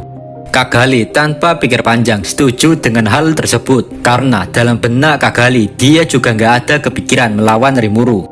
Dalam sekejap, Cagalli mendapatkan kekuatan baru yang bisa melihat masa depan, yaitu bisa melihat gimana pergerakan jahil beberapa detik ke depan. Jadi tanpa ragu-ragu, Cagalli langsung menyerang jahil tanpa rasa was-was. Tiris juga menyerang, jadi ketiga orang tersebut menyerang secara bersamaan. Menurut Benimaru, dengan prediksi Cagalli, tindakan Sylvia dan tekad Tiris, maka kekuatan jahil bisa diatasi dengan mudah. Meskipun serangan gabungan itu mengenai jahil, semua serangan itu tidak bisa menumbangkan jahil. Di situ jahil berkata, "Kalian semua sangat sombong, aku akan mengingatkan betapa menakutkannya diriku." Setelah mengatakan itu, jahil melepaskan tembakan bola api ke arah Cagalli. Bersamaan dengan tembakan itu, jahil langsung mendekati Cagalli. Tapi berkat arahan dari Benimaru melalui telepati, hal itu bisa Cagalli antisipasi. Alhasil, Cagalli selamat dari serangan itu. Sontak saja, semua orang sampai heran. Hanya karena kehadiran Benimaru, pertarungan yang sulit kini menjadi sangat mudah. Sylvia, Cagalli, dan Tiris terus menyerang jahil, dan jahil terlihat terdesak karena serangan gabungan mereka. Lalu ketika jahil membalas menyerang dengan apinya, dengan secepat kilat, Benimaru membelokkan serangan itu tanpa diketahui jahil. Yang otomatis, Sylvia and the Gang bisa leluasa menyerang jahil tanpa takut resiko atas kebarbaran mereka. Pertarungan ini seolah-olah menari di atas telapak tangan Benimaru. Sementara itu, Zalario yang lagi bertarung dengan Leon, dia sedikit memalingkan mukanya untuk menatap pertarungan jahil. Di situ Zalario sangat kaget karena EP jahil lebih besar daripada musuhnya, tapi nyatanya jahil malah kewalahan melawan mereka. Di sini Zalario tahu jika secara nggak langsung Benimaru diam-diam membantu Cagalli and the Gang, dan Zalario sangat kagum dengan cara bermain Benimaru yang sangat GG Weprot. Di sisi yang lain, Leon merasa diajukan. Leon pun melancarkan serangan pedangnya, dan dia berkata, tidak ada orang bodoh yang berani memalingkan mukanya saat bertarung. Tapi dengan elegan, Zalario menghindari tepasan Leon. Zalario menjawab, tenang saja Leon, karena orang yang terburu-buru hanya akan kalah dalam pertarungan ini. Zalario bukanlah pria yang bodoh, dia tidak pernah meremehkan musuhnya. Zalario tidak seperti jahil. Zalario tidak pernah mengukur kemampuan seseorang dari EP mereka, karena hal itu akan membuat seseorang cenderung ceroboh dan memberikan celah pada musuhnya. Setelah saling adu tebasan dengan Zalario, Leon merasa gelisah. Leon sadar dia nggak akan bisa memenangkan pertempuran ini. Zoe pun akhirnya keluar dari persembunyiannya untuk mencoba menenangkan hati Leon. Dan Zoe juga mengeluarkan klonnya untuk menyerang Zalario, tapi klon itu langsung musnah dengan sekali tebasan oleh pedang Zalario. Di tengah keputusasaan itu, Benimaru yang dari tadi bergerak dalam bayangan, kini dia mulai menghampiri Elmesia. Benimaru dan Elmesia pun mulai tuh ngobrol santuy, sedangkan Zalario menguping pembicaraan itu. Dan lagi-lagi Leon merasa jengkel karena ngerasa nggak dianggap Zalario. Cuy, gondrong baperan. Dalam obrolan itu, Benimaru menyuruh Elmesia untuk menyerahkan komando pasukan Magus. Elmesia sempat ragu dengan rencana Benimaru memimpin pasukan Magus, tapi Benimaru mengatakan jika ini rencana dari Rimuru sama, dan jika tidak segera cepat bertindak, kerusakan di negara Sarion tidak akan terukur karena Milim akan segera tiba. Seketika itu juga, Elmesia memberikan komando sementara pasukan Magus kepada Benimaru. Di satu sisi, Zalario terkejut karena Elmesia memberikan izin begitu mudahnya. Salah satu pemimpin kelompok Magus tidak terima dan gak mau dipimpin Benimaru, tapi Elmesia segera membungkamnya.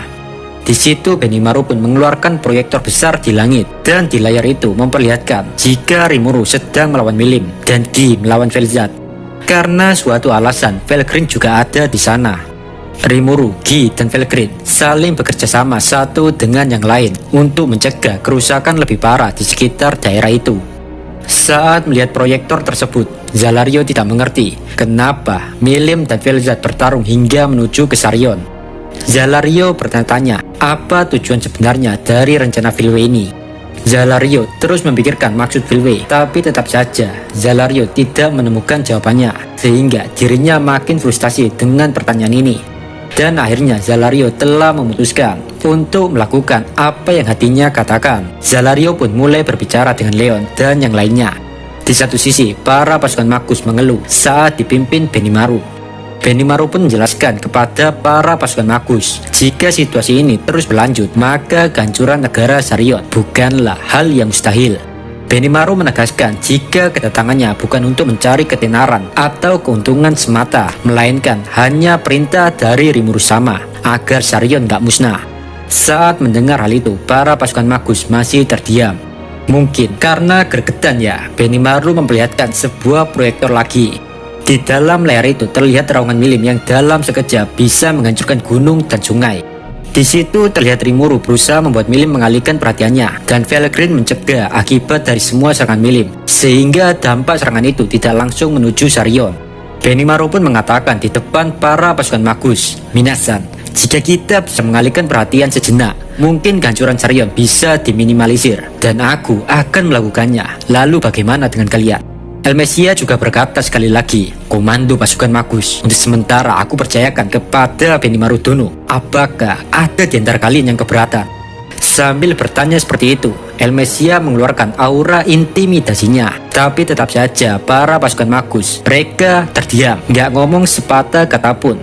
Namun entah mengapa, gak lama setelah itu, para pasukan Magus merasa mereka setidaknya harus mempercayai Benimaru, karena keberanian Benimaru dirasa bisa diandalkan. Dengan demikian, para pasukan Magus mulai bersiap. Di satu sisi, Rimuru berdiskusi dengan Ciel. Menurut Ciel, dominasi Filwe dalam diri milim bisa dihilangkan. Dan jika ingin melakukan hal tersebut, maka harus ada yang bisa mengalihkan perhatian milim. Lalu Ciel bisa dengan mudah melakukan tugasnya untuk menghilangkan dominasi dalam diri milim. Di situ, Ciel bertanya kepada Rimuru, apakah boleh Zalario masuk dalam rencananya. Rimuru pun tanpa pikir panjang mempercayakan semua keputusan pada Ciel. Di saat yang sama, Zalario dan Leon mendengar suara yang aneh, dan itu adalah suara Ciel. Ciel menawarkan jika mereka mau bekerja sama dan mengikuti instruksinya, maka Ciel akan melakukan sedikit modifikasi pada skill malaikat milik mereka. Sontak saja saat mendengar hal itu, Zalario dan Leon langsung terkejut. Mereka bingung kenapa ada orang yang bisa berbicara di dalam diri mereka. Keduanya saling tertarik dan mereka menerima tawaran dari suara aneh itu. Dalam sekejap, skill ultimate milik Leon yaitu Purity King Metatron diubah menjadi skill ultimate Surya Zalarios. Sedangkan skill ultimate milik Zalario yaitu Judgment King Israfil diubah menjadi skill ultimate Metis. Karena sebelumnya Mikael sudah dimukbang Rimuru, oleh karena itu Ciel bisa dengan mudah menganalisisnya, dan hasilnya Ciel bisa mengontrol ataupun mendominasi seperti Justice King Mikael pada siapa saja yang skill ultimate-nya telah dimodifikasi oleh Ciel. Saat mengetahui hal itu, Rimuru memuji Ciel dan Ciel pun tersipu malu. Namun untuk sementara waktu dan saat ini, Leon dan Zalario disuruh Ciel untuk tetap berpura-pura bertarung sambil menunggu instruksi Ciel selanjutnya. Dan gak lupa, Rimuru telah memberitahu Zoe jika Zalario sekarang bukanlah musuh lagi dan Zoe harus bekerja sama dengannya. Di satu sisi, Zalario sempat kebingungan. Zalario telah hidup selama bermiliar-miliar tahun. Wah, tua banget tuh. Dan dia tahu jika mendapatkan skill ultimate itu sendiri, susahnya minta ampun, Pak. Ultimate skill adalah sistem yang dibuat oleh Veldanava untuk mengelola dunia, dan yang bisa menciptakan skill ultimate hanyalah seorang dewa itu sendiri.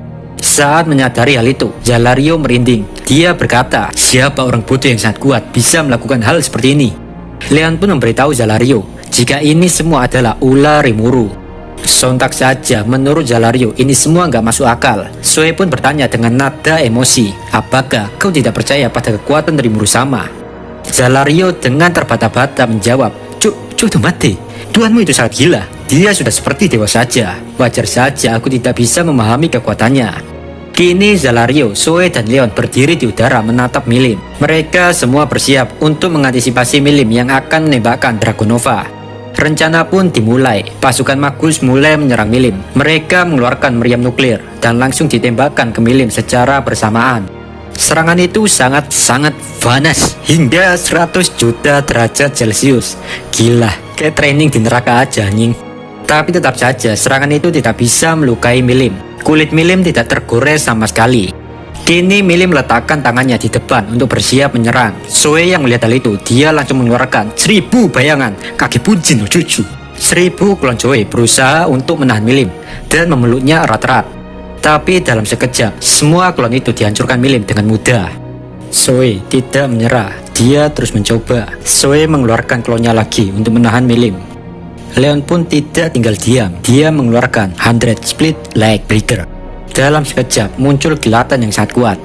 Saat melihat serangan itu, Milim tidak bergerak. Dia masih diam saja, namun tetap saja serangan itu tidak melukai Milim. Bahkan klon Zoe langsung lenyap pak karena serangan Leon tersebut. Pertahanan Milim sangat kuat dan itu melapisi seluruh tubuh Milim. Milim tetap tidak berhenti untuk mencoba mengeluarkan Dragon Nova. Zalario mulai bergerak dengan kecepatan yang tidak dapat diikuti mata. Dia mengayunkan pedangnya. Tapi tetap saja pemirsa, serangan itu tidak dapat menembus penghalang tak terlihat milik Milim. Sementara itu, Benimaru mengeluarkan api berwarna merah, dilapisi dengan haki Benimaru yang berwarna hitam. Api itu perlahan membentuk sebuah naga berwarna api bercampur dengan hitam. Api itu berputar-putar dan langsung menyerang Milim seolah-olah ingin melahapnya. Rimuru takjub dengan serangan yang dikeluarkan Benimaru. Di satu sisi, Rimuru juga heran kenapa Benimaru bisa mengeluarkan serangan yang sangat kuat. Ciel pun menjelaskan jika Ciel telah meminjamkan Benimaru energi milik Rimuru. Ciel mengatakan kepada Rimuru jika skill ultimate Rimuru yaitu Void God Azathoth memiliki persediaan True Null yang tidak ada habisnya.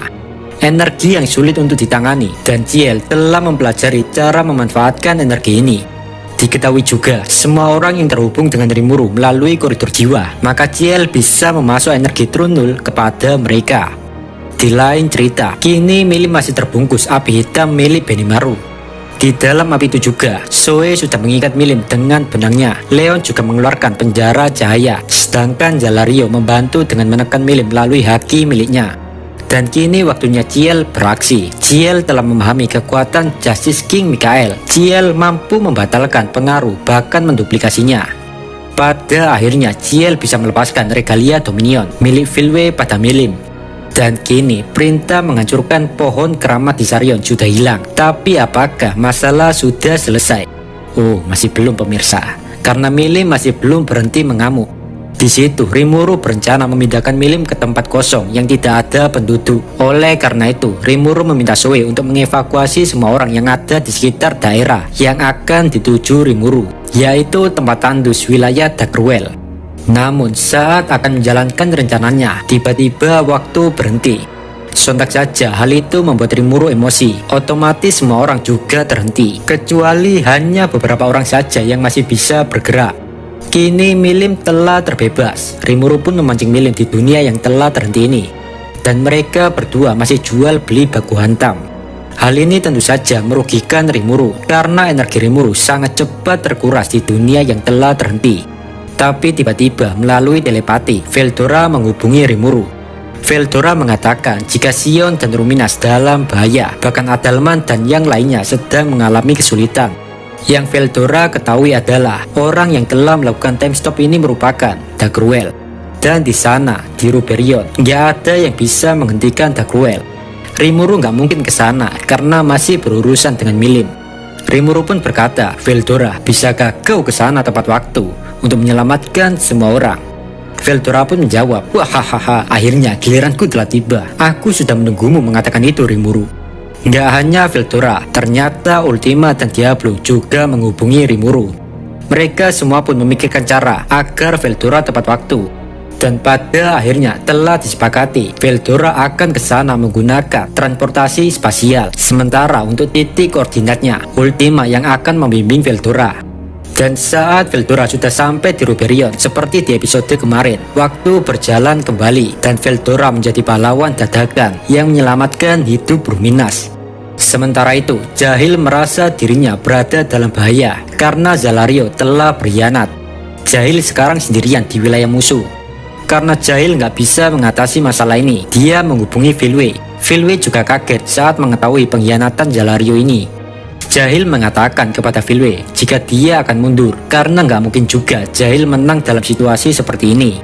Agar tidak ada yang mengejarnya, Jahil melancarkan serangan terakhirnya, yaitu ledakan api. Dalam sekejap, pohon suci di Sarion dilahap api. Api terus menjalar dengan cepat. Di situ Jahil tertawa. Cuak kuak kuak kuak. Kalian semua akan menyesali penghinaan ini kepadaku di akhirat kelak. Sambil mengatakan itu, Jahil perlahan pergi dari Sarion. Setelah Jahil pergi, Benimaru pun menunjukkan dirinya dari belakang layar. Dan dalam sekejap saja, semua api langsung padam. Tentu saja Benimaru nggak sendirian dalam memadamkan api ini. Dia dibantu oleh Elmesia dan Sylvia. Untungnya sih tidak ada yang luka ataupun korban jiwa karena serangan Jahil ini. Benimaru telah bekerja lebih keras daripada siapapun di pertempuran Sarion kali ini. Sementara itu, Jahil emang dibiarkan melarikan diri karena Benimaru sudah mencapai batasnya dan gak mungkin juga melawan Jahil. Gak lama setelah itu, Benimaru pingsan. Zoe juga sudah mengantisipasi hal ini. Dia menangkap Benimaru yang lagi pingsan. Elmesia tersenyum melihat perjuangan Benimaru. Elmesia berkata, "Aku mengagumimu Benimaru, kau pria yang hebat." Di satu sisi, Elmesia masih khawatir karena pasukan Zalario masih sehat walafiat. Di sini, Elmesia masih belum mempercayai Zalario beserta pasukannya. Di situ, Dalis dan Nice bertanya kepada pemimpinnya yaitu Zalario. Mereka berdua bertanya, "Zalario sama, apakah kau yakin ingin mengkhianati Filwe sama?" Zalario pun membalas dengan senyuman. Dan dia menjawab, "Aku tidak mengkhianatinya. Aku dan Filwe tetaplah teman dan tugas seorang teman adalah menyelamatkannya. Aku memutuskan tidak akan mengikuti jalan yang ditempuh Filwe. Oh iya Dalis dan Nice, kau boleh bergabung dengan Filwe ataupun mengikutiku. Itu semua pilihanmu, jadi pilihlah jalan yang kau percayai." Sontak saja Dalis dan Nice sedikit tersinggung, seolah-olah Zalario tidak membutuhkan mereka lagi. Tapi Zalario mengatakan saat dia telah terbebas dari dominasi, dia merasa sangat amat disayangkan jika dunia yang indah ini dihancurkan begitu saja. Zalario merasa kebahagiaan dari kebebasannya ini. Meskipun hidup bebas, tapi Zalario tidak akan meninggalkan orang-orang yang mencintai dan mengikutinya. Setelah mendengarkan kata-kata motivasi bagi Zalario, Dalis dan Nice, mata mereka berbinar-binar. Dan mereka akan mengikuti Zalario sampai ujung dunia sekalipun. Di depan para pasukannya, Zalario telah menemukan tujuan hidup barunya. Zalario berkata, "Minasan, musuh kita adalah Filwe. Mari kita kalahkan ambisi Filwe dan stabilkan dunia ini." Kini Zalario pun menghadap Elmesia dan mengatakan jika pertarungan telah selesai, gak ada lanjutan lagi apalagi part 2. Dengan ini pertarungan di Sarion telah selesai ya guys ya, karena Zalario sudah tobat brutal. Di lain sisi, Filwe sangat frustasi berat pak, dimana teman yang dia percayai kini mengkhianatinya. Dan hal ini gak pernah dibayangkan Filwe. Kehilangan Mikael dan dihianati Zalario, hati Filwe benar-benar hancur, kayak orang yang nembak gebetan langsung ditolak dengan alasan kamu terlalu baik untukku. Di samping Filwe ada Vega. Dia bertanya, "Apa yang akan kau lakukan setelah ini Filwe?" Dengan senyuman seorang psikopat, Filwe berkata, "Tenang saja Vega, semua sudah berjalan sesuai rencanaku."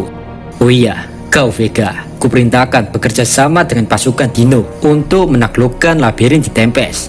Saat mendengar hal itu, Vega tertawa bahagia. Sementara itu, Dino terkejut karena dia diturunkan ke medan pertempuran. Menurut Filwe, ini waktu yang tepat karena monster terkuat di labirin yaitu Veldora sedang gak ada di sana. Dan dengan ini, Vega, Dino, dan yang lainnya mulai berangkat menuju labirin di Tempest. Kini di istana bintang surgawi hanya tersisa Filwe sendirian. Dia tersenyum seperti orang gila. Filwe sudah bersiap melakukan sentuhan akhir dari rencananya. Sementara itu, saat Rimuru sedang membimbing Milim menuju tanah tandus, lebih tepatnya menara surga, Rimuru memiliki firasat buruk. Rimuru merasa semua ini sesuai apa yang direncanakan Filwe. Gak lama setelah itu, Ramirez menghubungi Rimuru melalui telepati.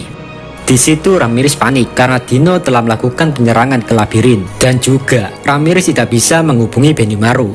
Rimuru pun menyuruh Ramirez untuk bertahan sebentar saja. Ramirez pun menjawab, "Aku mengerti Rimuru. Kumohon, tolong, cepatlah kembali." Setelah mengatakan itu, Ramirez menutup telepati itu secara sepihak. Rimuru terus berpikir karena saat ini dia juga masih berurusan dengan Milim. Namun saat Rimuru telah tiba di menara surga, ada seseorang yang telah menunggu Rimuru. Itu adalah Filwe. Rimuru pun langsung mendecakkan lidahnya dan Ciel mengatakan kepada Rimuru agar Rimuru segera meninggalkan tempat ini. Tapi semuanya sudah terlambat. Di satu sisi, tanpa basa-basi, Filwe menggunakan regalia Dominion untuk mengendalikan Milim lagi. Sontak saja Rimuru merasa emosi melihat Filwe melakukan hal tersebut. Rimuru berkata, "Jangan mempermainkanku, dasar pengecut." Filwe pun menjawab, "Aku membencimu, Demon Lord Rimuru. Kau selalu menghalangi jalanku. Maka dari itu, aku akan membuatmu menghilang dari dunia ini." Awalnya Rimuru berpikir Filwe akan menggunakan Milim untuk melawan dirinya. Tapi semuanya di luar ekspektasi Rimuru. Filwe tidak melakukan hal tersebut. Filwe berkata, "Jiku no Hate Mati Sakuretsu," ledakan sampai akhir ruang waktu. Filwe melakukan transfer ruang waktu kepada Rimuru, dan dalam sekejap Rimuru lenyap dari dunia ini. Saat terbangun, Rimuru bingung, ini di mana? Yang pasti Rimuru telah dibuang, entah ke masa lalu, masa depan, atau dimanapun itu. Yang pada intinya Rimuru nggak tahu sama sekali dia ada di mana. Dan itulah akhir dari pembahasan volume 20. Mungkin untuk volume 21 nggak tahu kapan. Bisa 3 bulan lagi, atau bisa 6 bulan lagi, ataupun bisa 1 tahun lagi. Karena gua bukan penulisnya ya pak, jadi kakak bisa nentuin volume 21 kapan. Thanks buat yang udah nonton, like, and subscribe. Semoga rezeki, kesehatan selalu menyertai kalian. Arigatou minasan. Jika kalian suka video ini, jangan lupa subscribe biar channel ini